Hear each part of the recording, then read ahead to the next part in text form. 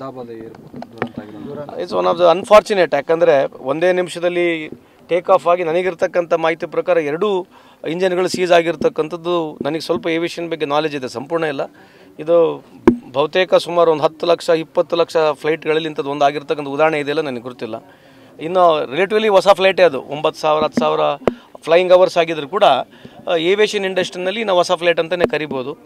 ಅಂಥ ಒಂದು ಫ್ಲೈಟು ಯಾತಕ್ಕಾಗಿದೆ ಗೊತ್ತಿಲ್ಲ, ಅದ್ರ ಬಗ್ಗೆ ಚರ್ಚೆ ಬೇಡ. ಬಟ್ ಆದರೆ ಆಗಿರ್ತಕ್ಕಂಥದ್ದು ದುರಂತ. ಸುಮಾರು 200ಕ್ಕೂ 240 250 ಜನ ಏನು ಜೀವನ ಕಳ್ಕೊಂಡಿದ್ದಾರೆ. ಅವ್ರ ಆತ್ಮಕ್ಕೆ ಶಾಂತಿ ಸಿಗಲಿ, ಈ ದುಃಖವನ್ನು ಭರಿಸ್ತಕ್ಕಂಥ ಶಕ್ತಿ ಆ ಭಗವಂತ ಕುಟುಂಬಸ್ಥರಿಗೆ ದಯಪಾಲಿಸಲಿ ಅಂತ ತಮ್ಮ ಮುಖಾಂತರ ಮನವಿಯನ್ನು ಮಾಡ್ಕೊಳ್ತೀನಿ.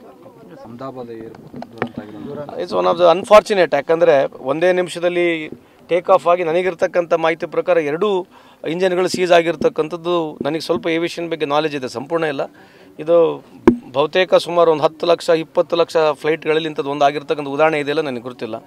ಇನ್ನು ರಿಲೇಟಿವ್ಲಿ ಹೊಸ ಫ್ಲೈಟೇ ಅದು, 9,000 10,000 ಫ್ಲೈಯಿಂಗ್ ಅವರ್ಸ್ ಆಗಿದ್ರು ಕೂಡ ಏವಿಯೇಷನ್ ಇಂಡಸ್ಟ್ರಿನಲ್ಲಿ ನಾವು ಹೊಸ ಫ್ಲೈಟ್ ಅಂತಲೇ ಕರಿಬೋದು. ಅಂಥ ಒಂದು ಫ್ಲೈಟು ಯಾತಕ್ಕಾಗಿದೆ ಗೊತ್ತಿಲ್ಲ, ಅದ್ರ ಬಗ್ಗೆ ಚರ್ಚೆ ಬೇಡ. ಬಟ್ ಆದರೆ ಆಗಿರ್ತಕ್ಕಂಥದ್ದು ದುರಂತ. ಸುಮಾರು 200ಕ್ಕೂ 240 250 ಜನ ಏನು ಜೀವನ ಕಳ್ಕೊಂಡಿದ್ದಾರೆ. ಅವ್ರ ಆತ್ಮಕ್ಕೆ ಶಾಂತಿ ಸಿಗಲಿ, ಈ ದುಃಖವನ್ನು ಭರಿಸ್ತಕ್ಕಂಥ ಶಕ್ತಿ ಆ ಭಗವಂತ ಕುಟುಂಬಸ್ಥರಿಗೆ ದಯಪಾಲಿಸಲಿ ಅಂತ ತಮ್ಮ ಮುಖಾಂತರ ಮನವಿಯನ್ನು ಮಾಡ್ಕೊಳ್ತೀನಿ.